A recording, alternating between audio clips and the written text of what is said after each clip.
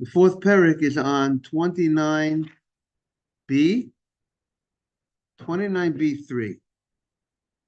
So the last thing that we were, I think, around the area that we're up to, 29b3, if we could go to the bottom first column, Ela Amarava. Ela Amarava, where again, 29b3, where Rava is going to explain the prohibition. What is the prohibition of blowing the shofar on Shabbat? Right? That's what the Gemara was looking for. The source. Is it biblically based? Is it a biblical prohibition to blow the shofar? The Gemara says playing music on Shabbat, it's not a biblical prohibition. Playing music on, if you take a musical instrument and you play it on Shabbat or Yom Tov, it's not considered a malacha. The Gemara says it's not a malacha. It's not work that would be an issue of biblical prohibition. The Torah says you can't do work on Shabbat, and there's certain work that you can't do on Yom Tov. Right? You can't plow on Yom Tov. You can't build a building on Yom Tov. But playing music is not it's not a malacha.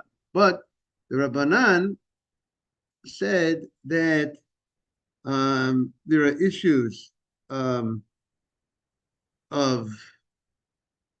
playing music on Yom Tov.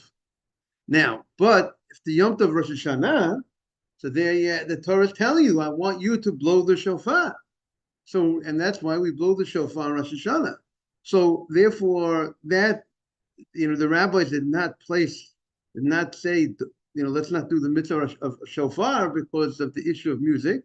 So, you're allowed to blow the shofar on Rosh Hashana. So, what's the issue? The Mishnah states, but Rosh Hashana that comes down on Shabbat is a different issue. What's the issue of Rosh Hashana comes on Shabbat? On regular Rosh Hashanah, that's not on Shabbat, Yom Tov, you're allowed to carry. But on Shabbat you can't carry. So the Torah says you blow the shofar on Rosh Hashanah. The Torah says that, and that law of blowing the shofar on Rosh Hashanah would apply as well to Shabbat. Rosh Hashanah that comes down on Shabbat, you would have a right to blow the shofar. But you don't have a right. The Torah did not say you could carry the shofar on Shabbat of Rosh Hashanah. Right? The Torah just says you blow the shofar on Shabbat on Rosh Hashanah. That the law would apply. Good morning, Ralph. The law of blowing the shofar would apply to Yom Tov. That comes out on a weekday. Yom Tov comes out on Shabbat. But the Rabbanan created a rabbinic law that forbids the blowing of the shofar on Shabbat of Rosh Hashanah. The Mishnah stated that, but even though the Rabbanan forbade it, they didn't forbade it in the Mikdash. In the Beit HaMikdash, they allowed it.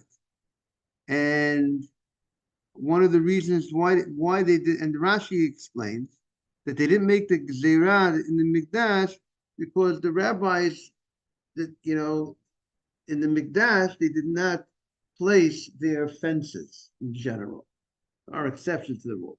Because the reason for the rabbis, why did the rabbis say you can't blow the shofar on it? Why can't I, in my synagogue that I attend, why can't they blow the shofar on Rosh Hashanah on Shabbat? Because they're afraid that someone's going to come carry the shofar. Someone maybe is not going to be an expert in the shofar, have a question about the shofar, might come to forget, might come to carry. And because of that, they say they don't blow the shofar. But in the Mikdash, where the people that run the Mikdash are the Kohanim, and they are the rabbis of the Jewish community, and they're very diligent in their work, you don't have to worry that they're going to make a mistake. And therefore, in the Mikdash, they said they did not place their rabbinic fence. So outside the Mikdash, the rabbinic fence remains. So that's what Adam, is that clear? And that's what the Gemara is saying regarding this law. So let's see. Elama Rava, 29b3 in the first column. Midaraita Mishra Shari. Blowing the shofar on Shabbat on a Torah level is permitted. But the Rabbanan who did Gazabeh, the Rabbanan made a Gezerah Now it's going to be fascinating, and we're going to get an appreciation in a moment of the laws of Shabbat. By the way, Adam, if you want to say to everyone that Rabbi Friedman is on, so thank you, I appreciate that. And the Rabbanan who made it Gzeira, Kid Rabba, like Rabba said, the Omar Rabba said, Hakol Chayavim B'tkiyat Shofar. Rabba says everybody is Chayav B'tkiyat Shofar. Now, when he says everyone is Chayav B'tkiyat Shofar, he does not mean that women are obligated to blow off the shofar, even though the custom is that the women do hear the shofar. The women do go to the synagogue on Rosh Hashanah, or if they're not able to make the synagogue, there's a tekiah, they hear the shofar, because that's a minhag, even though they're not obligated to do, but it's one of those mitzvot that they took upon, that they have, there is a custom for the women to hear. So everybody, Kol Chayav B'tkiyat Shofar means that every male, every man is obligated to blow the shofar. But the fact that you're obligated to blow the shofar doesn't necessarily mean that you're an expert. But not everybody's an expert in how to blow. Now, as you know, you either fulfill the mitzvah by blowing the shofar or by hearing someone else blow the shofar. And the fact that not everyone is expert in shofar, Gzeira Shema Yitlenu Biyado, we're concerned you might take the shofar in your hand. You might come to the expert that he should teach you, how do I make that sound? How do I blow the sound of Truah, the breaking sound of Tekiah, or whatever laws I need to know about the shofar? And you might come to carry 4 amot in a public domain. And v'hainu ta'ima de lulav, that is the reason for lulav, why we don't take the lulav when Yom Tov comes out on Shabbat, on Sukkot, we don't take the lulav. We don't take the lulav. Why don't we take the lulav? The Torah says you take the lulav. Let's say the first day of the holiday comes out on Shabbat. There's a biblical mitzvah, the Torah, L'kachtem lachem b'yom harishon. It's a mitzvah that everybody should take lulav the first day of the holiday. But yet, to protect the Shabbat is so important that a person shouldn't violate the Shabbat, that the rabbis felt it's better to step back and not do the mitzvah of lulav and not do the mitzvah of shofar, because you might come to unintentionally violate the Shabbat. See, that is something I think needs emphasis. I think the Bali Musar emphasize when they want to show the severity of the Shabbat, how the strength of the mitzvah of Shabbat. I think I've seen them point to this Gemara that we see right here. What is the concern? The concern is that might be how many individuals might come to do this, and even if they do violate it, they do carry the shofar, or they do carry the lulav, it will be unintentionally. They would have forgotten that it was Shabbat.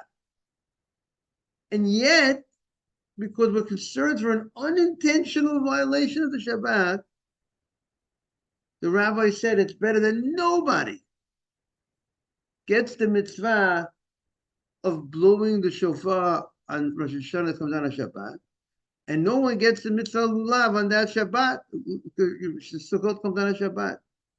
Now, there is such a thing that if you want to do a mitzvah and somehow it was taken away from you, but you couldn't do it, you get credit as if you did the mitzvah. So maybe everybody gets credit as if they did the mitzvah, but at the end of the day, they didn't actually do the mitzvah. So that is I think the message. I think it should send a real big message to us about the importance of the keeping of the Shabbat, how powerful it is. V'hainu time with the love, v'hainu time with the Megillah.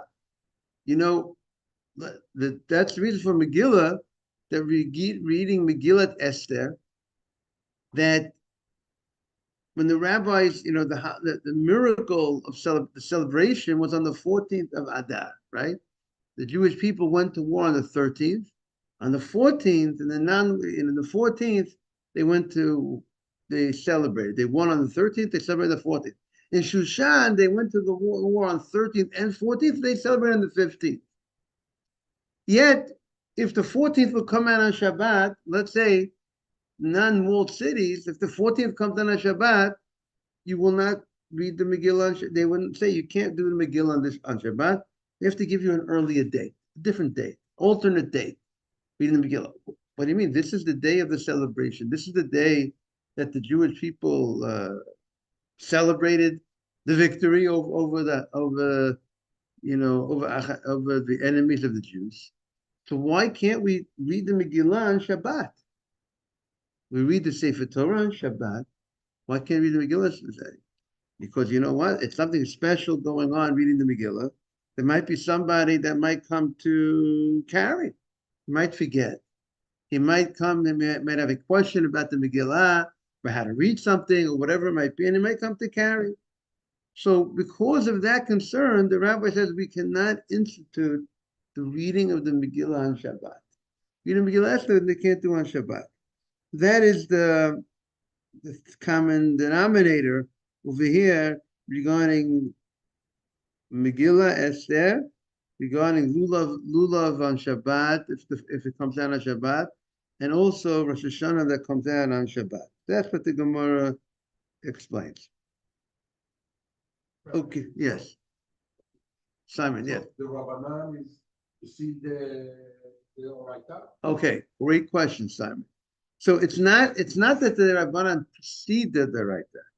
If I could paraphrase, it's more that the Torah gave the rabbis, or asked of the rabbis to ensure to protect the Torah. And therefore their power goes that far to create a fence, even if the fence is going to cause you from not performing a mitzvah that you were supposed to do. Morning, Gary. Good to see you. Even if that fence, the Gemara is over there, Gary, on the corner. Even if that fence causes you not to do the mitzvah, it's called shev va'al ta'aseh. Shev va'al ta'aseh means that, see, the rabbis wouldn't go ahead and tell you to do something which is openly be active against the Torah. But the rabbis will make an enactment to tell you to be passive, not to do an action, hold back, refrain from doing something in order to prevent you from violating the Torah. So that's where the Rabbanan, see, even the rabbis themselves, they didn't go all the way. They didn't create a rabbinic enactment, do an action against, doing an action against it, which would be going against the Torah law. But they would say be passive, which is also, but you're really not following Torah law. Meaning Torah law is, you're supposed to take the lulav when it comes out on Shabbat. The Sukkot comes out on Shabbat. Torah law says there's a mitzvah of taking the lulav. When Rosh Hashana comes out on Shabbat, right, Gary? The Torah law is you're supposed to blow the shofar when the Rosh Hashana comes down on Shabbat. That's the Torah law. The rabbis, in order to protect you should come to carry the lulav, should come carry the shofar. They said step back. Don't do. Be inactive. Be inactive. They don't tell you to do an action against the obligation that the Torah says, but sometimes they'll tell you to be inactive. By the way, you should know being inactive in general is a violation. It's a violation of Torah law. Right? The Torah says, let's say today, there's a mitzvah to put on tefillin today. If a man does not put on tefillin today, he was inactive, and he did not of his obligation to do. He did not. He violated the Torah obligation that he had today. See, a lot of people make that mistake. They think, I didn't put on tefillin. I didn't get the mitzvah of tefillin today. But did I get a sin? Did I do was a sin performed? Was I in violation? Or I just didn't do. we were in violation. Person has the Torah says, gave him a mandate, gave him a commandment, do this. A guy goes there, it comes Pesach, you know, he first doesn't eat matzah the night of Pesach. He did not fulfill his responsibility. So you did not do it. You are in violation. You were told to do it, and you just didn't do it. So in a certain sense, even though I did not fulfill my responsibility, but the rabbis to protect, they have that power. And so I did not get credit. I missed out on an obligation, but I fulfilled a different obligation of following what the rabbi said. And the rabbis felt it was more important. It's more important to protect, the Shabbat than you getting the mitzvah of lulav. And we can't. And since they saw that they saw the weaknesses of man, that people could forget. They'll come to carry the lulav. They'll come to carry the shofar. So they made that fence for us. Rabbi, Yes.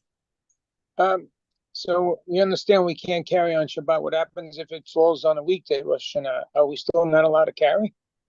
No. So Rosh Hashanah on the weekday is like Yom Tov, and you're allowed to carry on Yom Tov. Pesach, Sukkot, Shavuot, all the holidays you can carry. The only holiday you can't carry is Yom Kippur. Yom Kippur, it gets a little confusing a little bit. Yom Kippur is just like Shabbat. Unless, again, you have a place where there's an Eruv, then you could carry. But a place is that's not that you can't make an Eruv. Yom Kippur and Shabbat are the two holidays that you can't carry. But all the other Yom Tovim, you have a right to carry. Okay. Now, let's see the Gemara. Now we're on the next piece of the Gemara. Mishachara Beit HaMikdash. We are on 29b3. When the Beit HaMikdash was destroyed, we said, Hitkin Rabbi Yochanan ben Zakkai. Rabbi Yochanan ben Zakkai made an enactment. We stated that when the Beit HaMikdash was around, the Mishnah stated that when Rosh Hashanah came out on Shabbat, the place to hear the shofar, you got to be by the Mikdash. 29b3.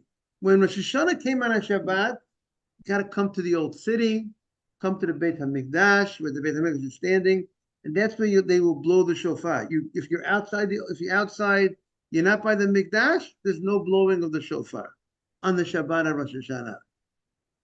There is a question between the Rambam and Rashi.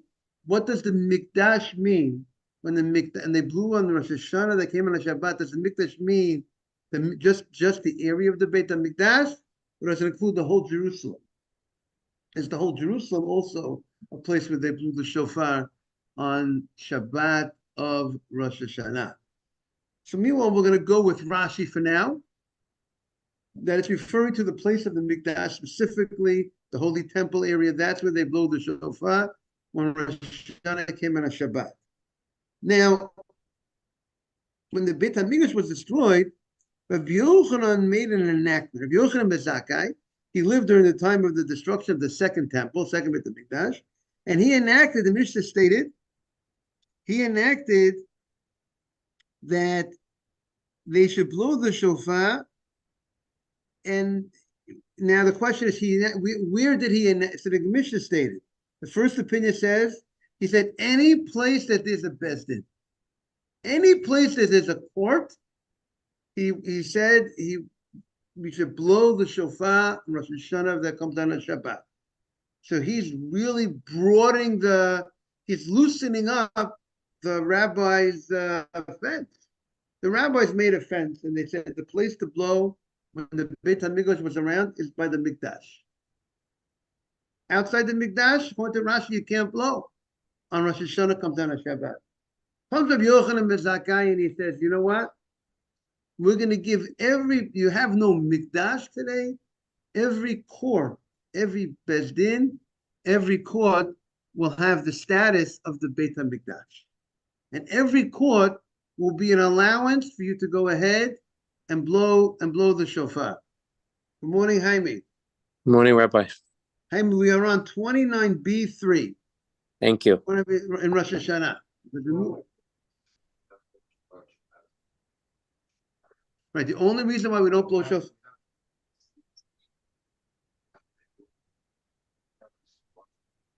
Right. So we have Gary Feldman talking here, Jaime, just to tell you who's asking the question. Gary's asking, Rosh Hashanah that comes down on Shabbat. When Rosh Hashanah comes down on Shabbat, let's say here in America, we see something Rosh Hashanah comes down on Shabbat, and we only have one day of blowing the shofar. That day, the Rosh Hashanah comes down on Shabbat, we don't blow the shofar. So, and the reason for that, the Gemara stated, is because the rabbis enacted a fence to protect the Shabbat. Because if you're going to go ahead and blow the shofar on Shabbat, when Rosh Hashanah comes on Shabbat, you might come to forget and carry it to ask someone to teach you how to blow the shofar. Gary's saying in today's day and age, many places have an eruv. It's true, but because of all those places, there's no eruv. So I presume that's why the rabbis didn't say, you know what, the places that have an eruv, you could blow.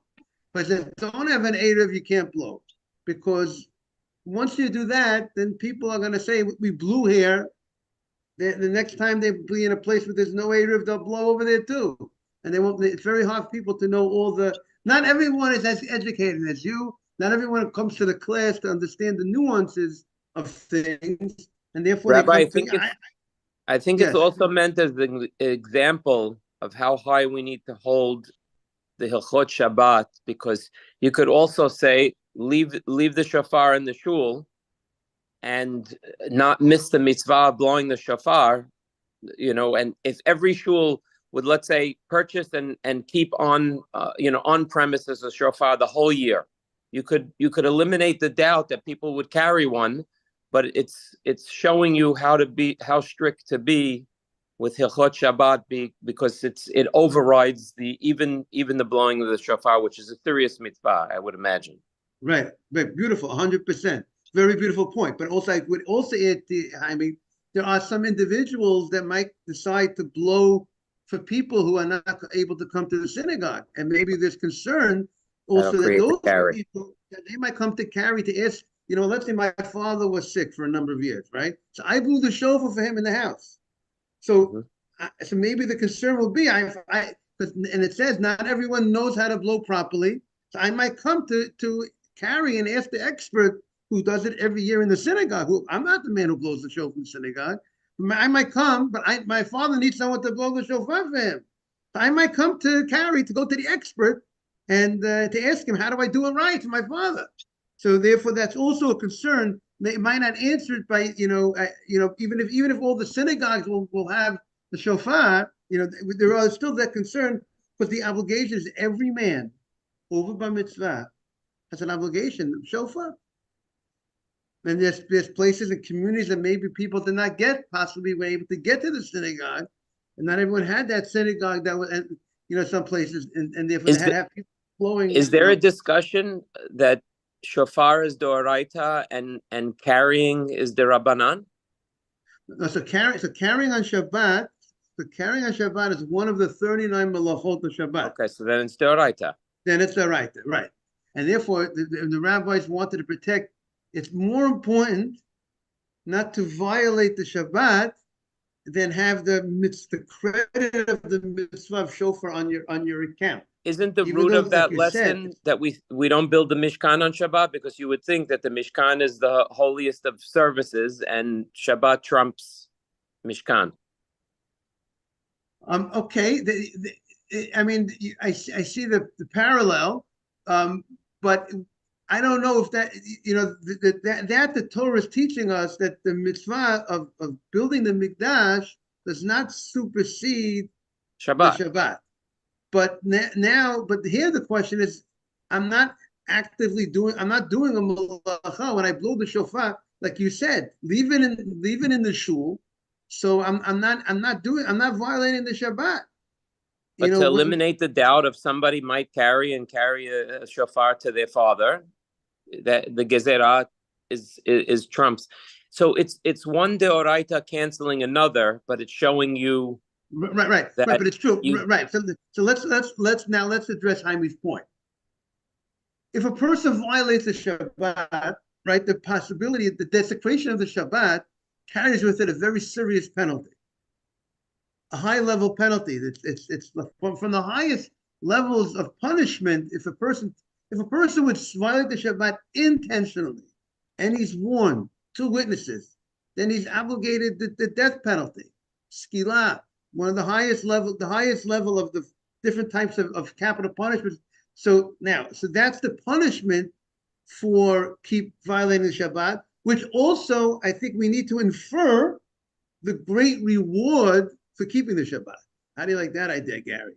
Because reward, the rabbis say, reward is so much greater than punishment.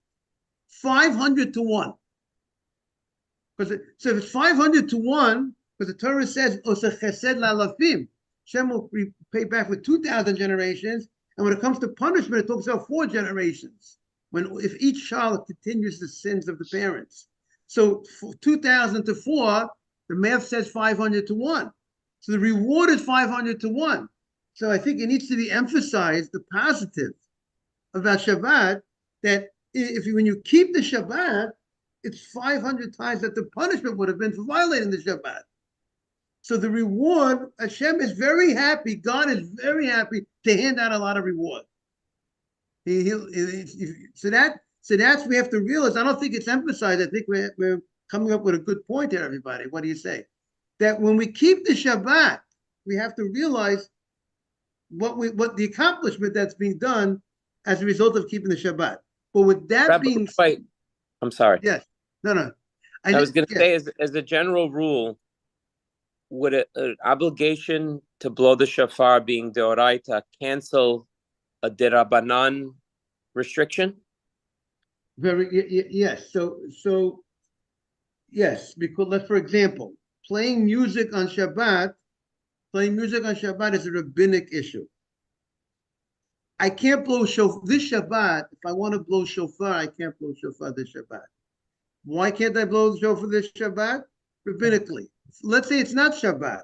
Let's say it's the Yom Tov of Pesach. I want to blow the shofar on Pesach. I can't blow the shofar on Pesach. I can't. I'm not allowed to. Rabbinically, I can't blow a shofar. I can't. It's a musical instrument. But and why the rabbis have certain concerns about musical instruments. But the rabbis did not put their fence when it came to the blowing of the shofar on the holiday of Rosh Hashana. They did not place their concern and that fence on a regular Rosh Hashanah, because there they did not, to protect the rabbinic law, they did not hold you back. And they did not put their rabbinic fence in that situation. But here they put their rabbinic fence. They put their rabbinic fence in order that you shouldn't violate the Torah law of carrying on Shabbat. That they did place the fence over here. But I want to let's look at the difference. If a person does not do the mitzvah of shofar, he missed out the mitzvah of shofar. So you're pointing at Jaime. At the end of the day, he's missing the mitzvah of shofar.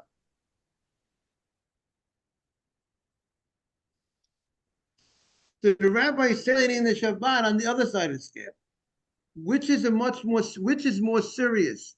It's obviously the violation of Shabbat is more serious than the possible keeping the mitzvah of shofar, because violating Shabbat, that punishment that comes with it, and you are violating with it, and you're being proactive. You're doing an act of violation of Shabbat. That I would think the rabbis saw that as more serious than fulfilling the mitzvah of shofar. Did they account that it's 2 deoraitas? Does that come into the math?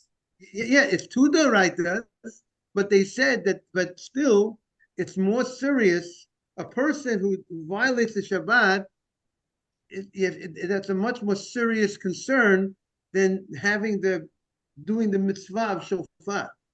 By the measure of the punishment, is that the math? That's what I would think, by the measure of the punishment, that indicates usually, the severity of a mitzvah is known generally by the punishment. That's one way that you could.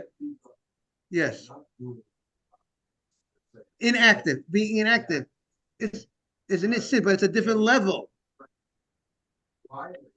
Violating, right?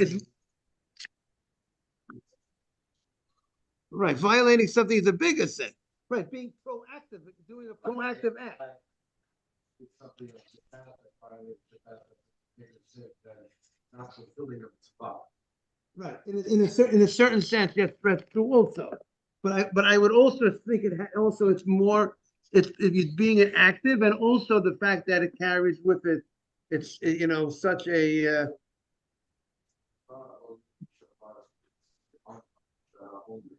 right. Right. Blowing the shofar Rosh Hashanah Daraita. Another time is on Yom Kippur of Yovel, of the Jubilee year. Of Yom Kippur of Yovel, every 50 years is a mitzvah to blow the shofar. The Gemara is going to discuss this mitzvah, that everybody had that mitzvah also, the Gemara says. Similar to Rosh Hashanah, that we all have the mitzvah. There is a opinion, we're going to see in the Gemara, that there are those that understand that there's a difference between the blowing of the shofar of Yom Kippur of the Jubilee year than the blowing of the shofar of a Rosh Hashanah. That some understand that actually we all have to do the blowing ourselves. It's not enough to listen to hear somebody blow. There are opinions that understand that in Yom Kippur, the Jubilee year, that we all got to be trained in how to blow. It's not enough just to listen. We'll see. We'll analyze that as we get closer to that law. One more. Yes. Very point. It's like Shamor is like, oh, so there's like positive and negative. Last one, the fact that the fact that if for whatever reason, hypothetically, the positive act, like the action of blowing the shofar, were to strip away the positive commandment of like, oh, by doing so, I'm unable to remember the Sabbath. I would understand that, but that's not the case. It's the act. If you're doing that act, you are actually violating something. You might if you come to carry it. So I think that's the other distinction there, that you're the active versus. And Gary, you're really right. You elaborate on where Gary. Remember, and not like obviously not doing things, but also remember you're still keeping Shabbat. Right. So by not blowing shofar, you're still observing Shabbat, and I guess there's still that act, that the idea that you want to do the mitzvah, and even though you're not physically performing it, the kavanah associated with it gives you credit or something like that. Right. So Hashem will give you credit. You didn't actually blow the shofar, but you're going to get credit for wanting to do the mitzvah. But also we have other things that it's interesting to note on Rosh Hashanah. We have other things that also bring out a lot of the merits by reading psukim about the shofar. That also will serve a very good point. Okay, so the Gemara now is saying that when the Beit HaMikdash was destroyed, Rabbi Yochanan ben Zakkai made an enactment. He said that any place, this is the first opinion of the Mishnah, of any place where there's a Beis Din, a Jewish court, you could blow the shofar on the Shabbat of Rosh Hashanah.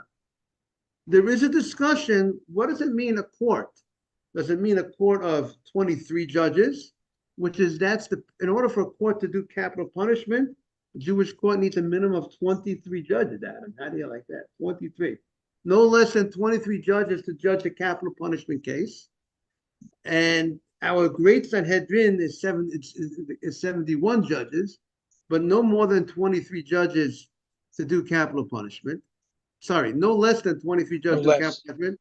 So therefore, there's an opinion that says that if you have a court of 23, which is called the Sanhedrin Ketana, then you could blow the shofar on Shabbat. Why? Because the Sanhedrin, say a court of 23, good morning, they're going to be on top of everything. They're going to make sure nobody is going to come. They're going to be on top. They're going to warn the people, encourage the people, make sure no one's going to come to carry the shofar on that Shabbat. And therefore, you could allow it. Some actually understand a Beis Din of 3. You don't need to be a Beis Din of 23 to allow that.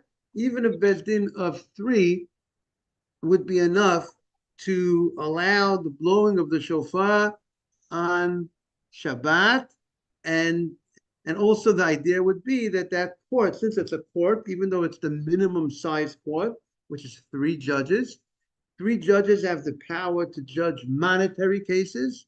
They do not have the power to judge capital punishment cases.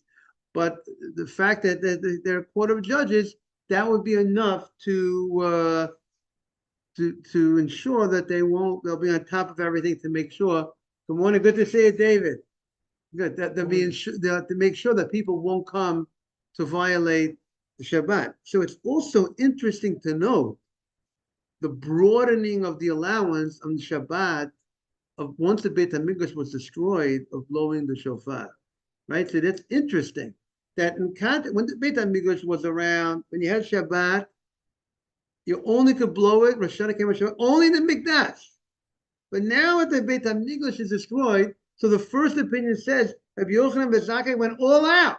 So we got to make sure that, as long as you have a Beis Din, a court, which is making it more frequent opportunity to fill the mitzvah shofar, maybe he felt we need, now that Beit HaMikdash is destroyed. Good morning. The Beit HaMikdash is destroyed. We need to mechazek. We need to strengthen the people, and maybe we could make an allowance for them to go ahead and still blow the shofar, as long as we dealt with the Shabbat concern. And we have to try to see if we could broaden the people remaining strong, remaining connected. The other opinion says no. Rabbi Yochanan ben Zakkai only allowed Yavneh. Only with the Sanhedrin went. Just like the Mikdash had the Sanhedrin of 71, but he did not allow you to go ahead and do it any court or any court of 23 or 3. Only wherever the Sanhedrin went, they went to Yavneh, they exiled Yavneh, they could blow it over there by the Sanhedrin. But not they didn't broaden it that far. To be continued tomorrow. Welcome to see everybody. Gary, it's a pleasure having you back. And good to see everybody. Jaime, it's great to have you back. All the best, everybody. Bye-bye. Bye-bye. Take Ralph, good to see you, everybody. Have a great day. Same here. Thank you. Bye-bye. Bye-bye.